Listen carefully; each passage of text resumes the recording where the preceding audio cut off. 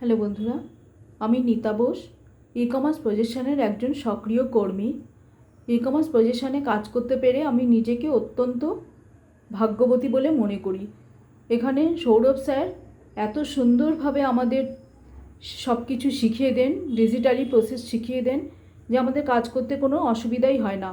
সেই কাজগুলো ধৈর্য ধরে সঠিকভাবে শিখে আমরা যদি সঠিকভাবে সেগুলোকে অ্যাপ্লাই করতে পারি তাহলে আমাদের ভবিষ্যৎ অবশ্যই সুনিশ্চিত।